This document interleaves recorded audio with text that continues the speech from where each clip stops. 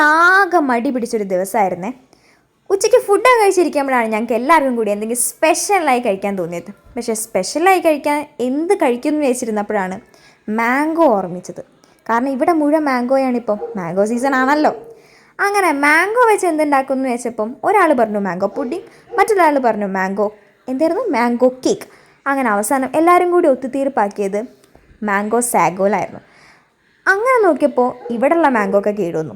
അവസാനം ഞങ്ങൾ വേഗം പോയി മാംഗോ വാങ്ങി വീട്ടിലെത്തിയപ്പോഴാണ് ഇവിടെ തേങ്ങയുമില്ല തേങ്ങാപ്പാലും ഇല്ലാത്തത്. അപ്പോൾ പിന്നെ എങ്ങനെ മാംഗോ സാഗോ ഉണ്ടാക്കും? അവസാനം ഞങ്ങൾ തട്ടിക്കൂട്ടി പുതിയൊരു ഡെസേർട്ട് ഉണ്ടാക്കി. അത് പ്രത്യേകിച്ചൊന്നുമില്ല കേട്ടോ. മാംഗോ ജ്യൂസ് അടിക്കുക, കുറച്ച് സാഗോ എടുത്ത് വേവിക്കുക, എന്നിട്ടൊരു കുഞ്ഞ് ക്രീമും ഉണ്ടാക്കി. ഇതെല്ലാം കൂടി കമ്പൈൻ ചെയ്തപ്പോൾ നമ്മുടെ ഡിസേർട്ട് ഇവിടെ റെഡിയായി. Sorry, dessert. അങ്ങനെ ഇതൊക്കെ കഴിച്ച് വന്നപ്പോഴേക്കും ഞങ്ങളെല്ലാവരും ഹാപ്പിയായി. പക്ഷെ ഇതൊക്കെ ആയി വരുമ്പോഴേക്കും ഒരു ടൈം ആയിട്ടോ. അപ്പോൾ ഇത്രയേ ഉള്ളൂ ഇന്നത്തേക്ക്. അപ്പോൾ ശരി.